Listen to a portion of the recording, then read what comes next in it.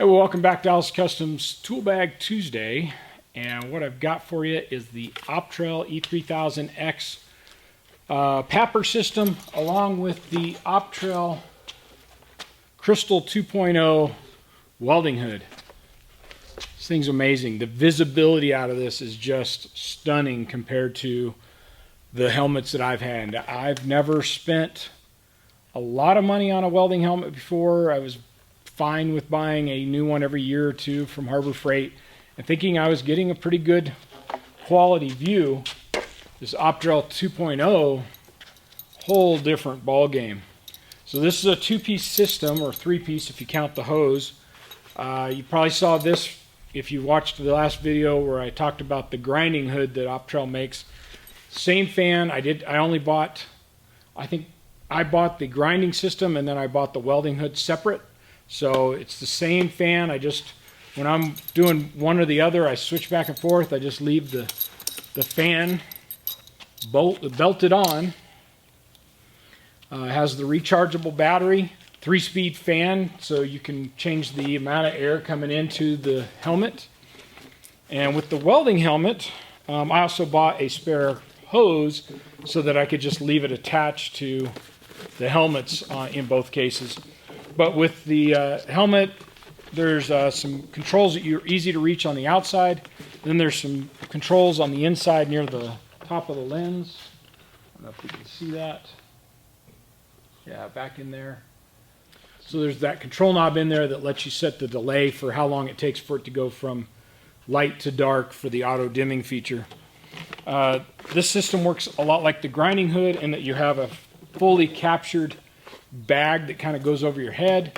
Plus then when you pull it down, there is a part that you pull down over your chin and it seals in. And when the fan is on, it's blowing cool air down over the top of your head and into your face, and you're getting that filtered fresh air for breathing, and it makes a huge difference in how long I want to sit there and weld and the fumes coming off of that. If you're welding something that has a little bit of zinc in it, or you're welding something that's been galvanized, you're getting rid of all that out of your lungs. You're never taking it into your lungs is the important part. Now on the side, it has a couple settings. You can set it for high or low, shade, and it goes from like one setting is 8 to 12, and the other setting is 4 to 8. So if you were using it maybe for some plasma cutting or something where maybe you don't need quite as dark a shade, you could do that. It's got an auto and a manual mode. And then the large button here, this is so you can dial within plus or minus a few shades of wherever you set the main number at. But then there's a button on the inside, and that button allows you to switch this to where it won't dim. It basically turns off the auto dimming feature so that you can grind or cut something with a cutoff wheel. So if you're doing some body work or chassis work or whatever, and you need to quickly go from welding to grinding something, maybe you've got a tack in the wrong place, you need to cut that tack loose and redo it, and then kick the hood down and start welding again. It makes it to where you just push the button on the side, it blinks a red light inside the helmet so you know you're in the grinding mode, and don't strike an arc, because once you strike that arc, it's not gonna auto dim, and it's gonna be kind of it's going to be very bright. Let's see here. Again, this has a huge viewing area for a welding helmet, or at least for the welding helmets I've ever owned. Let's see if I can get you a view of that. And you can see it's got lots of visibility.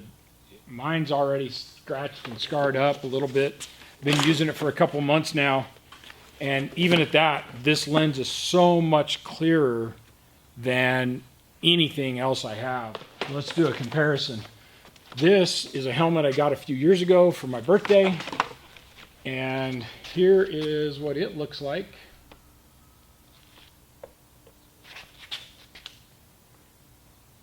You're looking at the same area. It's all tinted green. The view size isn't too bad, but you can tell there's a lot of glare, and it's very, very dim. And then we'll do the Crystal 2.0.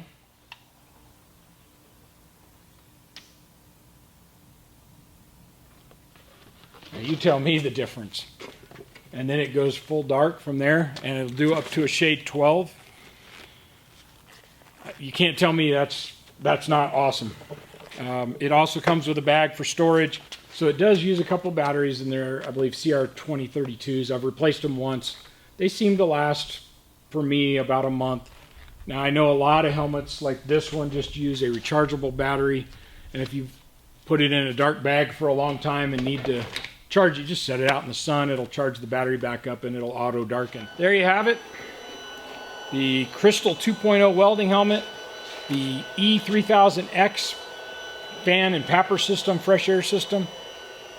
Together this kit is about $1,300 plus or minus.